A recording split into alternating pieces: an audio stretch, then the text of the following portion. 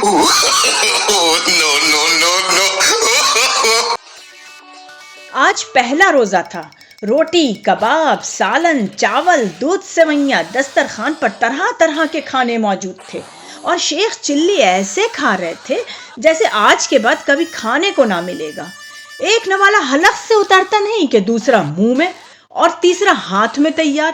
اماں اماں احتیاطاً ایک پراٹھا بھی تل دو، سارے دن کا روزہ ہے، کہیں بھوک نہ لگ جائے.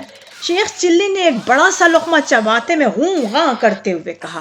اماں بیچاری جو آدھی رات سے اٹھ کر ان کے لیے سحری کا سامان کرنے میں ہلکان ہو چکی تھی، غصے سے بولی، اب مجھے بھی 2-4 نوالے لے لینے دے. تو اب تک جتنا کھا چکا ہے اس سے دن بھر تو کیا کسی بھلے آدمی کو مہینے بھر بھی بھوک نہ لگے. ایسے روزے سے بھلا کیا فائدہ؟ اماں تم تو بس ناراض ہو جاتی ہو. چلو نہ پکاؤ پراٹھا، مگر سحری کر کے شربت تو بنا دو گی نا ماں. شیخ چلی نے خوشامدانہ انداز اختیار کیا، مگر اس دوران ہاتھ رکے نہ منہ.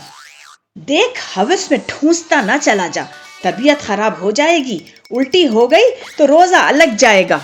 اماں بولی. اسی وقت ایک دھماکہ ہوا. یہ لو گولا چھوٹ گیا، تیرے چکروں میں ٹھیک سے کھا بھی نہ سکی. خیر اللہ کا شکر ہے. انہوں نے کھانے سے ہاتھ روکتے ہوئے کہا. اس زمانے میں نہ تو گھر گھر گھڑیاں تھیں، نہ بجلی، نہ لاؤڈ اسپیکر.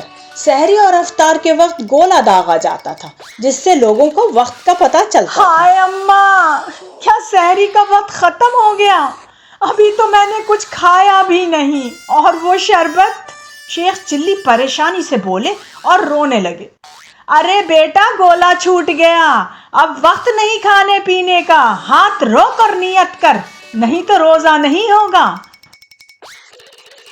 اماں تم نہیں جانتی، یہ گولا داغنے والے خود کھا پی چکے ہیں تو بس گولا داغ دیا.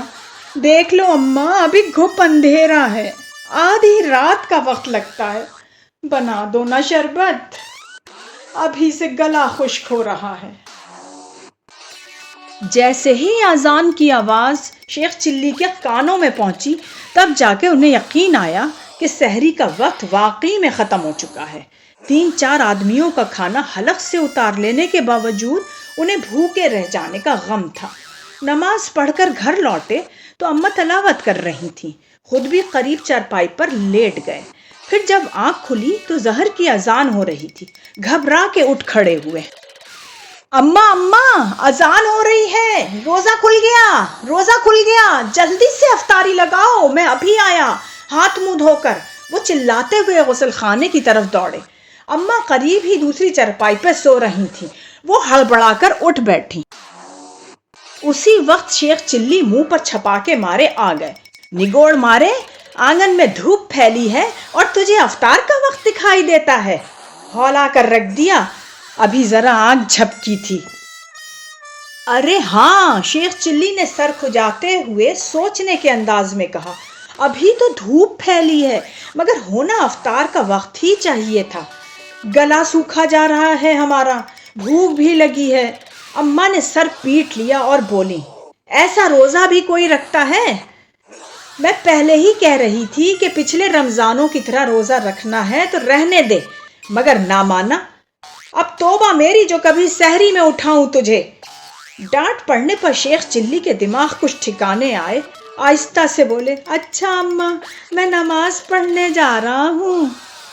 اماں کچھ بڑبڑا کر رہ گئیں. پھر انہوں نے بھی نماز کی تیاری شروع کر دی اور ابھی نماز پڑھ ہی رہی تھیں کہ باہر شور سنائی دیا.